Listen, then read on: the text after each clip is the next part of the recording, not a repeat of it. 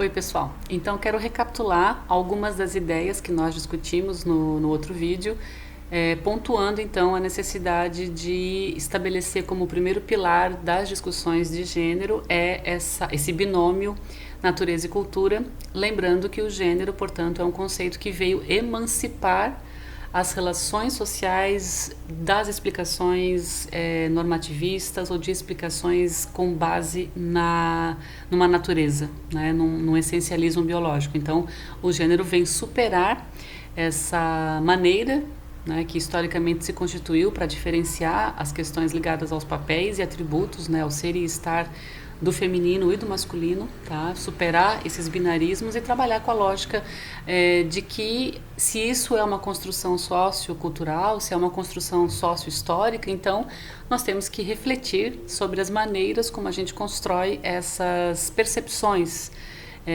sobre gênero nas relações sociais, né? As percepções que nós temos sobre a diferença sexual e o quanto essas percepções estruturam e organizam a nossa vida concreta, o nosso ser e estar no mundo, o quanto as instituições são perpassadas por esses valores socio-histórico-culturais.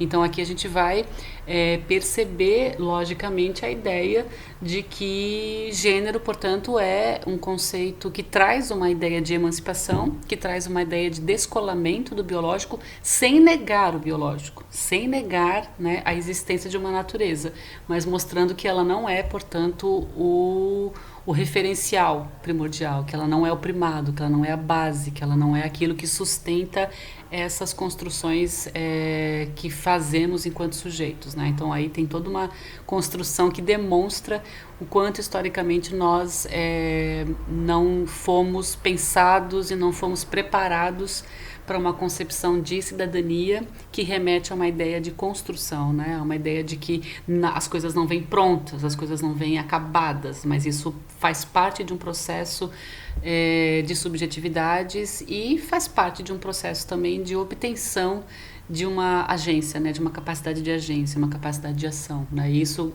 quando colocado do ponto de vista feminino, foi muito mais negado ainda, né? Foi muito mais escamoteado, muito mais impedido, muito mais proibitivo, né, em relação às mulheres, né?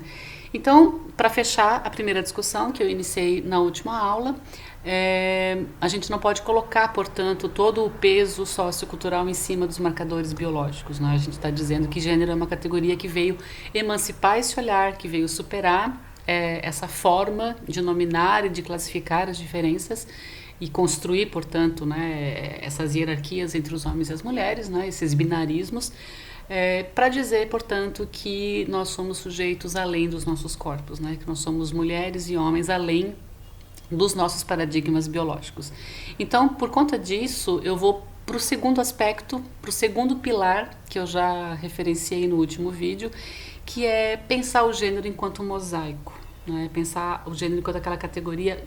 A própria Joanne Scott fala que gênero é uma categoria transbordante, né, e é fantástico isso. Eu gosto muito dessa metáfora daquela garrafa que a gente vai enchendo, enchendo, enchendo, transborda e continua, parece, cada vez mais refletindo a capacidade de encher e de transbordar.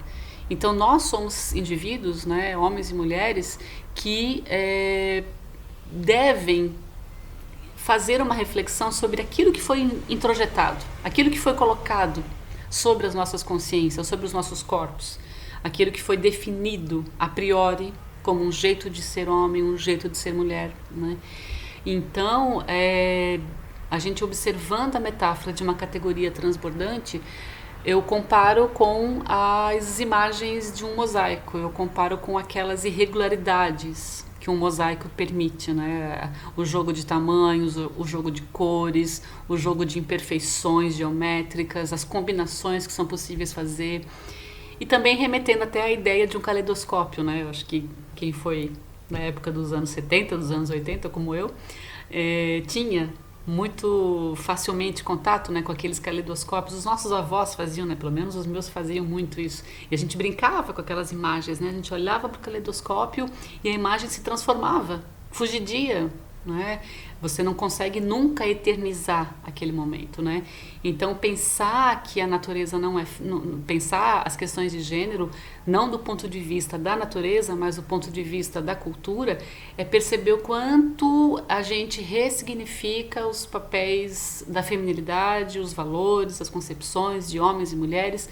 Então a gente vai fazer agora um percurso histórico, tá? A gente vai agora trabalhar justamente com essas imagens da feminilidade, com os discursos, com aquilo que eu falava na outra aula a respeito da história do pensamento. Como é que o nosso pensamento foi estruturado pela filosofia ocidental, pela igreja, sim, pelo cristianismo, pela medicina, né, pelo direito, por tantas ciências que vão ditar padrões, normas, estereótipos, que vão relegar, portanto, uma série de valores referente às mulheres que a gente precisa conhecer e que a gente precisa ressignificar. Então é nesse ponto que a gente vai trabalhar com alguns pontos de partida. Eu vou começar daqui a pouquinho a falar de Aristóteles. Eu vou começar a falar das concepções da filosofia grega para pensar essa lógica da mulher no binômio natureza e cultura,